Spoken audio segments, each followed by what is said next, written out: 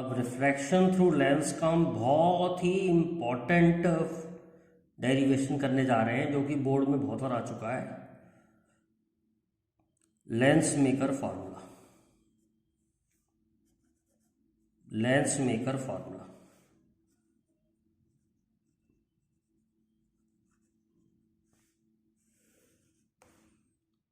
जैसे ये लेंस है,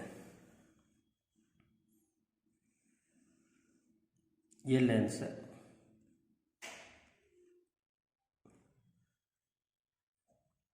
और यहां ऑब्जेक्ट रखा है। लाइट रे ऐसे जा रही है,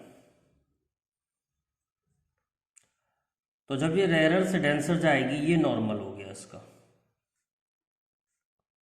ये नॉर्मल हो गया। मान लो इस सर्व का इस कर्वेचर का सेंटर ऑफ कर्वेचर ये है, तो जब लाइट रे रेयर से डेंसर जाएगी तो it will bend towards the normal, और ये इमेज जो है तुम्हारी यहां बन गई फर्स्ट सरफेस की। इस इमेज की दूरी जो है यहां से v डैश है, और ऑब्जेक्ट की दूरी u है। इमेज जो है बाहर जो मीडियम है उसका रिफ्रैक्टिव इंडेक्स μ1 है, और लेंस का रिफ्रैक्टिव इंडेक्स μ2 है, और बाहर का रिफ्रैक्टिव इंडेक्स इस साइड का भी μ1 है।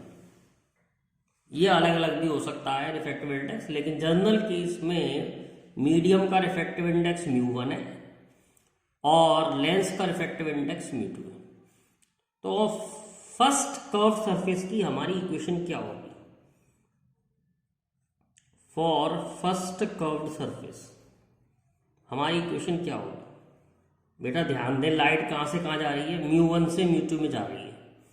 तो मैंने आपको पहले भी बताया है, जिस मीडियम में लाइट जाती है उसको μ2 कंसिडर करते हैं, और जहां से चलती है उसे μ1 करते हैं। तो ये तो वही सिचुएशन है, μ1 से μ2 में जा रही है, इमेज बन रही है v डैश पे। तो how should I write first equation? μ2 upon v dash minus μ1 upon u is equal to μ2 minus μ1 upon r। मैंने फार्मूला यूज किया है, कोई भी साइन नहीं रखा है इसमें।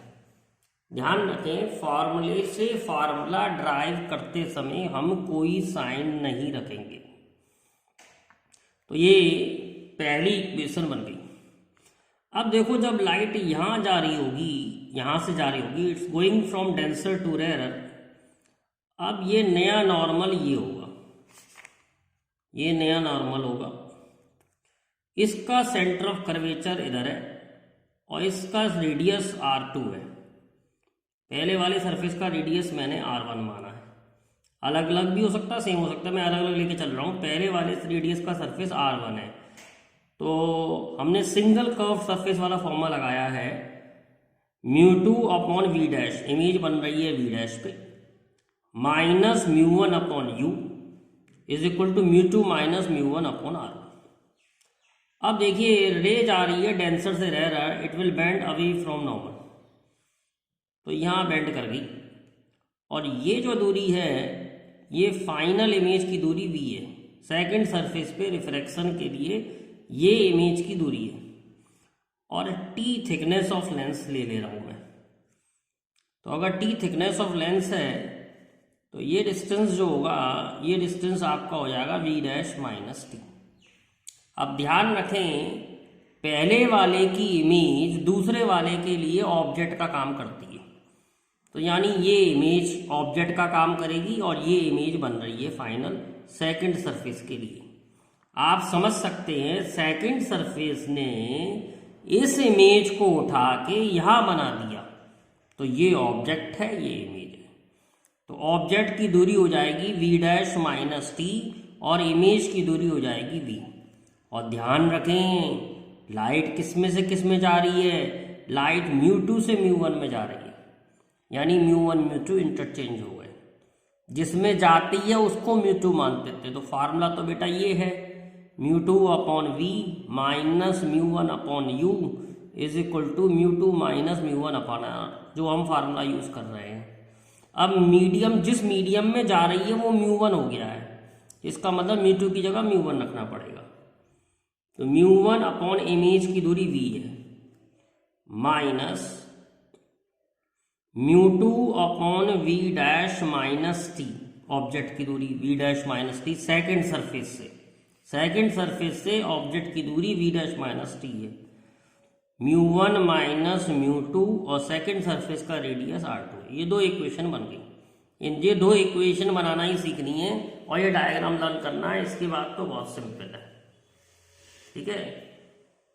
फॉर हमारे कोर्स में थिन लेंस है, for thin lens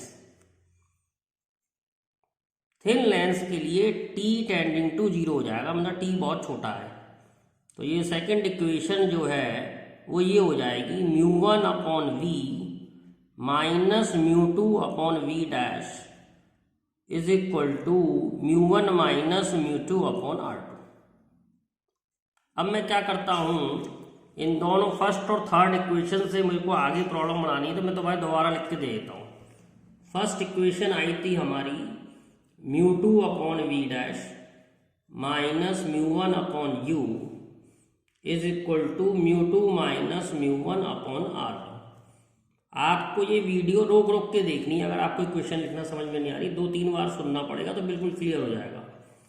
म्यू1 upon v minus mu two upon v dash is equal to mu one minus mu two upon r2। ये तो इक्वेशन बन गई हैं। ये फर्स्ट इक्वेशन आई थी, ये थर्ड इक्वेशन आई थी। तो ऐड 1 और 3 कर रहा हूं, ऐड 1 और 3। जब मैं 1 और 3 को ऐड करूंगा तो mu two upon v dash term cancel हो जाएगा। तो ये फार्मूला बचेगा mu one upon v minus mu one upon u is equal to mu two minus mu one upon r1 plus mu one minus mu two upon r2। अब मैं क्या कर रहा हूं, म्यू2 माइनस म्यू1 कॉमन ले रहा हूं।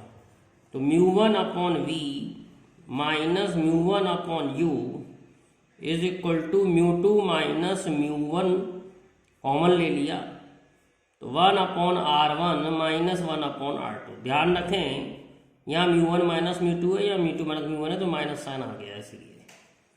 तो ये फार्मूला बनेगा mu one 1 upon v minus 1 upon u is equal to mu two minus mu one 1 upon r1 minus 1 upon r2। फिर आ जाएगा 1 upon v minus 1 upon u. Mu one को इधर ले जा रहा हूं, तो डिवाइड करेंगे इसे, तो ये बन जाएगा mu two upon mu one minus 1 upon r1 minus 1 upon r2। और हम जानते हैं 1 upon v minus 1 upon u 1 upon f होता है। तो 1 अपॉन एफ का फार्मूला आ जाएगा फोकल लेंथ का mu two upon mu one minus 1 upon r1 minus 1 upon r2। इस फार्मूले को ही हम लेंस मेकर फार्मूला कहते हैं। फोकल लेंथ निकालने के काम आता है अगर लेंस का रेडियस ऑफ कर्वेचर दे रखा हो। क्या क्या याद रखने वाली बात है, म्यू2 जो है वो रिफ्रैक्टिव इंडेक्स ऑफ लेंस है। म्यू2 क्या है, रिफ्रैक्टिव इंडेक्स ऑफ लेंस। और म्यू1 क्या है, रिफ्रैक्टिव इंडेक्स ऑफ मीडियम। म्यू1 है रिफ्रैक्टिव इंडेक्स ऑफ मीडियम। और r1 r2 लेंस के रेडियस ऑफ कर्वेचर है। तो किस किस पे डिपेंड करता है, f डिपेंड्स अपॉन, ध्यान रखें f डिपेंड्स अपॉन म्यू2 यानी लेंस के रिफ्रैक्टिव इंडेक्स पे, मीडियम के रिफ्रैक्टिव इंडेक्स पे, रेडियस ऑफ कर्वेचर पे। इन 4 चीजों पे डिपेंड करता है focal length of lens. Mirror की फोकल लेंथ केवल रेडियस ऑफ कर्वेचर पे डिपेंड करती थी। मिरर की क्या थी भाई, मिरर की आपको याद दिला दें, मिरर की क्या थी, मिरर की थी r/2। तो रेडियस ऑफ कर्वेचर पे डिपेंड करती थी, मीडियम पे डिपेंड नहीं करती थी। यानी जैसे लेंस को पानी में डाल दोगे तो उसकी फोकल लेंथ बदल जाएगी, किसी मीडियम में डाल दोगे तो फोकल लेंथ बदल जाएगी, पर मिरर की नहीं बदलती थी। मिरर की radius of curvature divide by 2 थी। तो ध्यान रखने वाली बात है, लेंस की जो फोकल लेंथ होती है वो लेंस के मीडियम के रिफ्रैक्टिव इंडेक्स पर डिपेंड करती है, मीडियम के रिफ्रैक्टिव इंडेक्स पर डिपेंड करती है, और उसके रेडियस ऑफ कर्वेचर पे भी डिपेंड करती है। अब हम लेंस मेकर फार्मूले का यूज करना समझेंगे, how to use lens maker formula. ध्यान देना, बहुत इंपॉर्टेंट है। जैसे आपको 2-3 केस समझाऊंगा, फिर आपको और भी चीजें बताऊंगा। जैसे सपोज पहले वाले रेडियस, जो पहला सरफेस है, ये सरफेस है, इसका रेडियस 10 दे रखा है, इसका रेडियस 20 दे रखा है, इसका रिफ्रैक्टिव इंडेक्स 3/2 दे रखा है ग्लास का, और ये एयर में रखा हुआ है लेंस, तो एयर का रिफ्रैक्टिव इंडेक्स 1 है। अब हम इसकी फोकल लेंथ कैसे निकालेंगे वो समझने वाली बात है।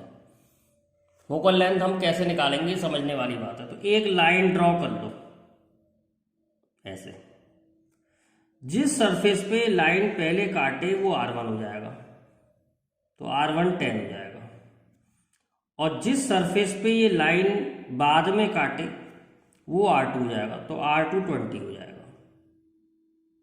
अब केवल ऐसे ही नहीं रख देना है, इसको रखना पड़ता है साइन के संग, ऐसे नहीं रख देंगे। तो पहले तो फार्मूला लिख लो, फिर साइन रखना बताऊंगा। 1/f is equal to μ2/μ1 minus 1/R1 plus 1/R minus 1/R2, ये फार्मूला था हमारा। अब देखो μ2 होता है लेंस का, तो लेंस का रिफ्रैक्टिव इंडेक्स 3/2 दिया है, और मीडियम का रिफ्रैक्टिव μ1 मीडियम का होता है, मीडियम एयर है तो एयर का 1 है। अब R1 कैसे रखना है, देखो R1 इस सरफेस का जो रेडियस, सरफेस को मैं पूरा करूंगा तो इसका सेंटर ऑफ कर्वेचर इधर लाई करेगा C1। तो ये हम लाइट के डायरेक्शन में जा रहे हैं, देखो लाइट इधर जा रही है,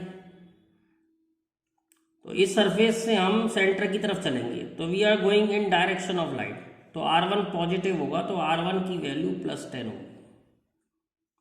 अगर मैं इसका रेडियस पूरा करूंगा ऐसे, इसका रेडियस पूरा करूंगा तो इस सरफेस का सेंटर इधर होगा C2, तो मुझे जाना पड़ेगा लाइट के अपोजिट, सेंटर की तरफ चलते हैं। ध्यान रखना कहाँ चलते हैं, सेंटर की तरफ चलते हैं, तो मुझे इधर जाना पड़ेगा। तो R2 will be -20, minus sign लग गया, R2 -20। अब हम इसमें रख देंगे 1/10 -20, तो 1/f का फार्मूला आ जाएगा 3/2 -1 1/2 हो गया, 1/10 प्लस 1/20, तो 1/f का फार्मूला हो गया 1/2 20, 10 2 21। सॉल्व करेंगे तो फोकल लेंथ की वैल्यू आ रही है 40/3। तो आपको साइन रखना आ गए, कैसे साइन रखते हैं। अब हम और डिफरेंट केसेस में लेंस मेकर फार्मूला से फोकल लेंथ निकालना सीखेंगे। एक और केस लेते हैं बच्चों, let's take one more case. जैसे ऐसा लेंस दे रखा है आपको, इस सरफेस का रेडियस दे रखा है 10 और इसका भी रेडियस दे रखा है 10।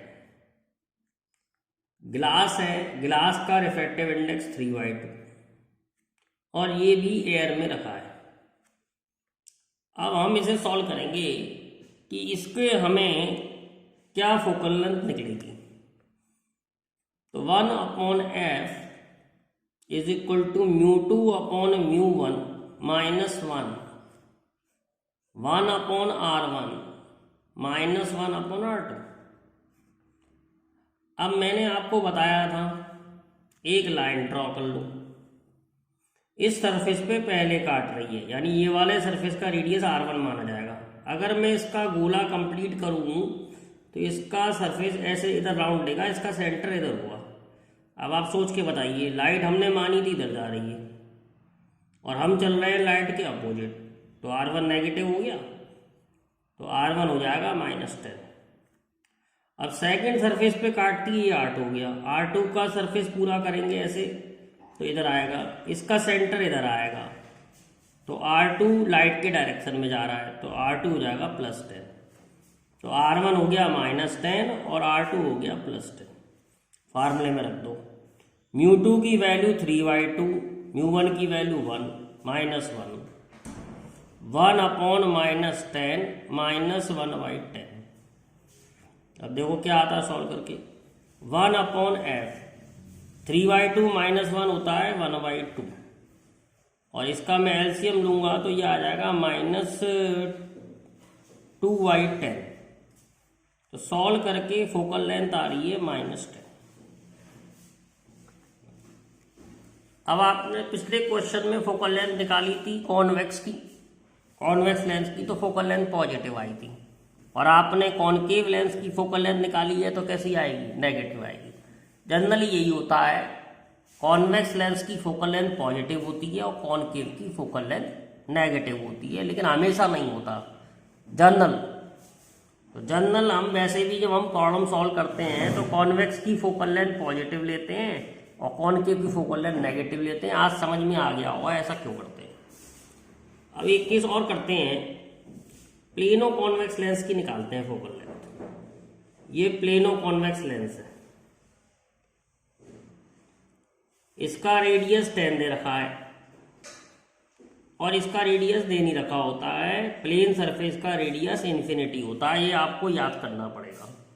प्लेन सरफेस का रेडियस कितना होता है, इन्फिनिटी होता है।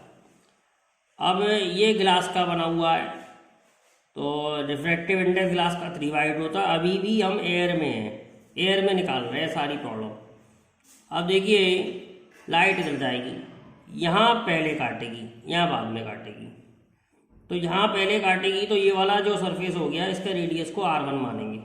इसका मैं अगर गोला पूरा करूँ, बार बार करने की आवश्यकता नहीं है, प्रैक्टिस हो जाती है, करके दिखा दे रहा हूँ। तो सेंटर इधर आएगा, तो R1 जो है वो लाइट के डायरेक्शन में है, तो R1 पॉजिटिव होगा। तो 1/f ऊपर लिखते हैं लेंस का 3/2, नीचे लिखते हैं मीडियम का 1 -1, 1/10 पॉजिटिव -1/∞।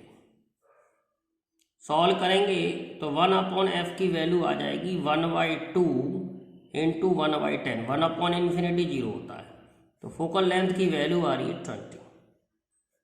तो इस तरीके से हम फोकल लेंथ, मैंने आपको 3 लेंस की फोकल लेंथ निकालना सिखाई, कॉन्वेक्स की सिखाई, कॉनकेव की सिखाई और प्लेनो कॉन्वेक्स की सिखाई। हम किसी भी टाइप के लेंस की फोकल लेंथ निकाल सकते हैं, ठीक है। फार्मूला लगाना आ गया होगा आपको। अब देखिए लेंस मेकर फॉर्मूला से रिलेटेड और बातें भी जानते हैं। मान लो ये लेंस है, इस सरफेस का रेडियस दे रखा है 10, इस सरफेस का रेडियस दे रखा है 10, और इसका रिफ्रैक्टिव इंडेक्स दे रखा है μ = 1.5 और बाहर का रिफ्रैक्टिव इंडेक्स 1.2 दे रखा है। यानी जो है लेंस जो है वो जिस मीडियम में है उसका रिफ्रैक्टिव इंडेक्स 1.2 है। तो हम फॉर्मूला हमने क्या बनाया था, 1/f = μ2/μ1 - 1/R1 - 1/R2। अब R1 R2 तो मैंने आपको पहले ही लेना सिखा दिए थे। μ2 होता है लेंस का, μ2 किसका होता है, लेंस का, और μ1 किसका होता है, मीडियम का। μ1 होता है मीडियम का। तो 1/f = μ2 की value 1.5/1.2 -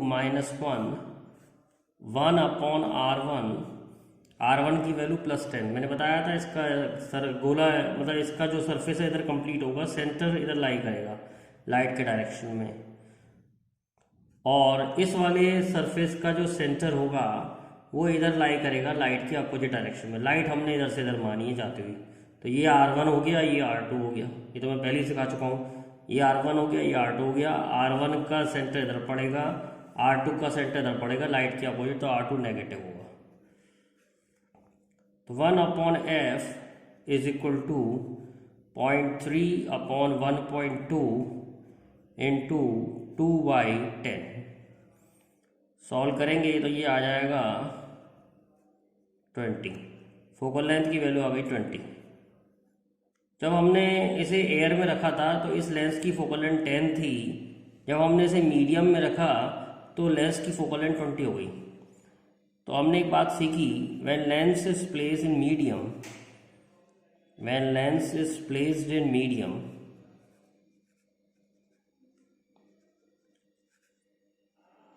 it's focal length increase. अगर लेंस को मीडियम में रख दोगे तो उसकी फोकल लेंथ इंक्रीज हो जाएगी, चाहे वो कॉन्वेक्स हो चाहे वो कॉनकेव हो, तो बढ़ जाती है फोकल लेंथ। एक और क्वेश्चन करते हैं ऐसे ही, उससे भी कुछ नई जानकारी मिलेगी हमें। जैसे इसका रेडियस 10 है, इसका रेडियस 10 है, इसका म्यू 1.5 है, और जो मीडियम है उसका म्यू भी 1.5 है। तो इसकी फोकल लेंथ निकालेंगे तो 1/f, म्यू2 की जगह रखेंगे 1.5 लेंस का, म्यू1 की जगह रखेंगे 1.5 मीडियम का, -1, 1/10 -10। सॉल्व करके 1/f की वैल्यू देखो 1.5 - 1.5 0 आ रही है, यानी फोकल लेंथ इनफाइनाइट हो गई। तो अगर लेंस को सेम रिफ्रैक्टिव इंडेक्स में डाल देंगे, मतलब ऐसे मीडियम में डाल देंगे जिसका रिफ्रैक्टिव इंडेक्स सेम है, तो फोकल लेंथ जो होती है वो इनफाइनाइट हो जाती है। फोकल लेंथ क्या हो जाती है? Infinite.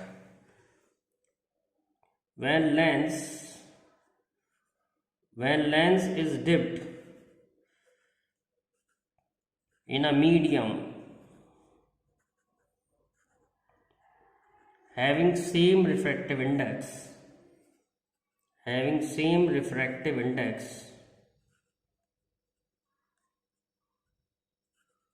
Focal length become infinite. एक तो ये बात सीखी, और लेंस इनविजिबल हो जाएगा, lens will become invisible, lens will become invisible, lens invisible हो जाएगा अगर सेम रिफ्रैक्टिव इंडेक्स में डाल देंगे तो।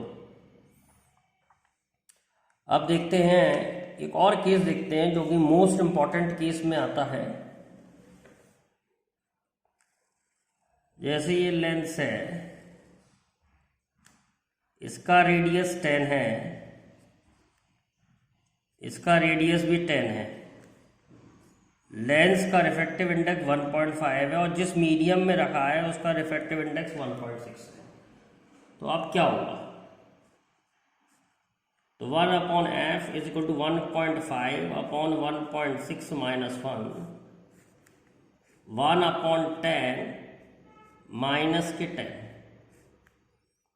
तो 1/f is equal to -0.1/1.6 into 2/10। Solve करेंगे तो f की वैल्यू आ गई -80।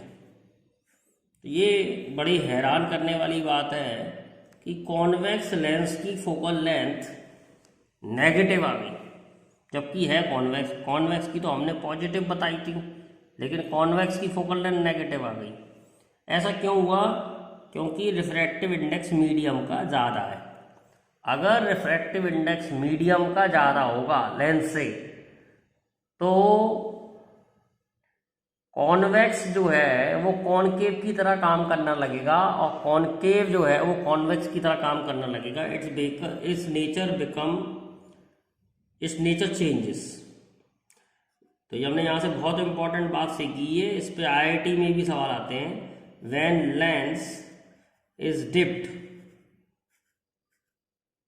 lens is dipped in a medium having refractive index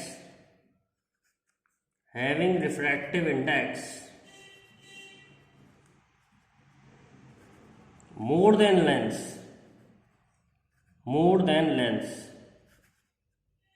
then its nature changes.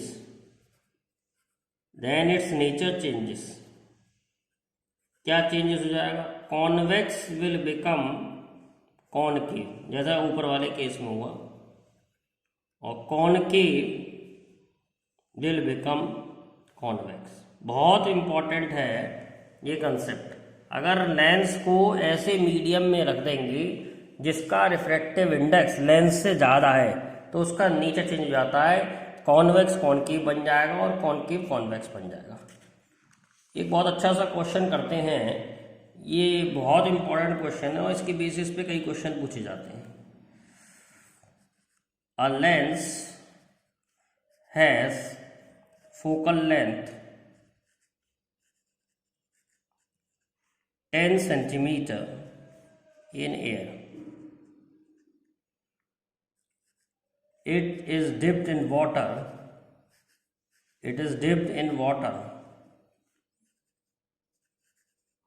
Find new refractive index. Find new focal length. जबकि लेंस का यानी कि ग्लास का रिफ्रैक्टिव इंडेक्स दे रखा है 3/2 और वाटर का रिफ्रैक्टिव इंडेक्स दे रखा है क्वेश्चन में 4/3। नहीं भी दे रखा होता तो हम यही लेते हैं, दे रखा है तो अच्छी बात है। तो पहले लेंस एयर में, ध्यान रखना ऐसे बना लो, लेंस का रिफ्रैक्टिव इंडेक्स 3/2 और एयर में एयर का रिफ्रैक्टिव इंडेक्स 1 है। तो दूसरे केस में क्या हुआ, लेंस का रिफ्रैक्टिव इंडेक्स 3/2 है लेकिन वाटर में रख दिया 4/3।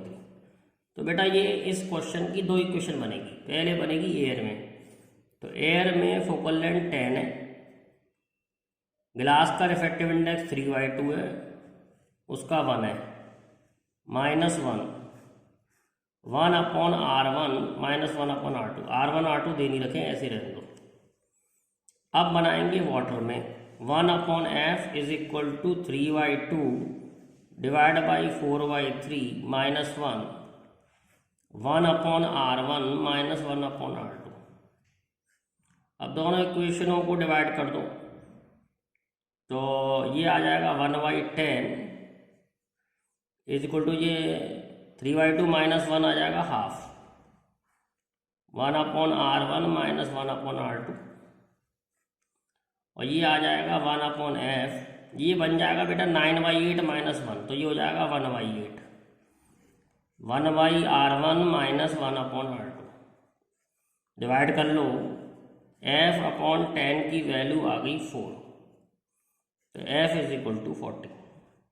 एक छोटी सी ट्रिक भी याद कर सकते हैं कि अगर वाटर में डिप करते हैं तो लेंस की फोकल लेंथ 4 गुना बढ़ जाती है। देखो 4 गुना बढ़ गई, 10 से 40 हो गई। ये ट्रिक भी है, कहीं पर अगर कोई ऑब्जेक्टिव क्वेश्चन में टिक करके आ जाए तो 4 गुना हो जाएगी, लेकिन रिफ्रैक्टिव इंडेक्स यही होने चाहिए। अगर रिफ्रैक्टिव इंडेक्स चेंज कर देगा फिर नहीं होगा ऐसा, तो रिफ्रैक्टिव इंडेक्स यही होने चाहिए।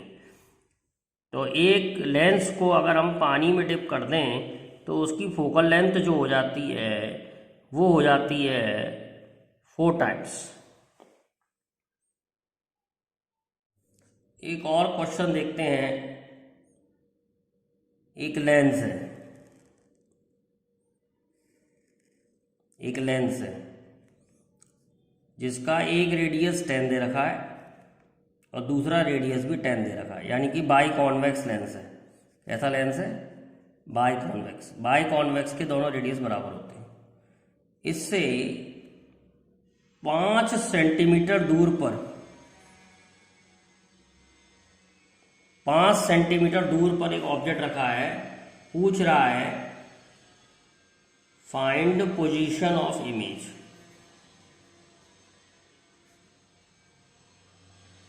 फाइंड पोजीशन ऑफ इमेज, जिसमें लेंस का रिफ्रैक्टिव इंडेक्स 3/2 दिया है और जिस मीडियम में रखा है वो एयर है। तो सबसे पहले हमें लेंस की फोकल लेंथ निकालनी पड़ेगी। तो μ2 जो है वो लेंस का, μ1 मीडियम का, -1 1/10 माइनस के 10, तो 1/F = 1/2 इंटू 2/10। सॉल्व करेंगे तो फोकल लेंथ की वैल्यू आ जाएगी 10 सेंटीमीटर, यानी लेंस की फोकल लेंथ 10 सेंटीमीटर है। अब इसके आगे रखा ऑब्जेक्ट पोजीशन ऑफ इमेज पूछ रहा है। अब लेंस फार्मूला लगेगा 1/v minus 1/u is equal to 1/f। तो 1/v माइनस के u नेगेटिव लेंगे क्योंकि देखो लाइट हमेशा ऑब्जेक्ट से निकल के लेंस पे जाएगी और हम लेंस के ऑप्टिकल सेंटर से मूव करेंगे, लाइट के डायरेक्शन के अपोजिट जा रहे हैं, तो u की वैल्यू नेगेटिव होगी। कॉन्वेक्स की फोकल लेंथ पॉजिटिव ही निकली है, पॉजिटिव ही होगी। तो 1/v की वैल्यू आ रही है 1/10 माइनस 1/5। तो 1/v की वैल्यू आ रही है 1/10, 10 एलसीएम ले लो, चलो 10 एलसीएम ले लिया, 1 - 2, तो v की वैल्यू आ रही है -10। तो v की वैल्यू -10 आ रही है, मतलब इमेज पीछे ही बनेगी 10 सेंटीमीटर। एक बात, सपोज मैग्नीफिकेशन निकालें, मैग्नीफिकेशन लेंस का होता है v/u, तो m की वैल्यू जो है -10 है और u की वैल्यू -5 है, तो मैग्नीफिकेशन 2 आ रहा है पॉजिटिव। अगर मैग्नीफिकेशन पॉजिटिव आता है तो वर्चुअल इमेज बनती है। दूसरा, image will be double the size of object, image will be double size of object. तो इसमें लेंस मेकर फार्मूले का भी यूज हो गया और लेंस फार्मूले का भी यूज हो गया, ऐसे न्यूमेरिकल भी आते हैं।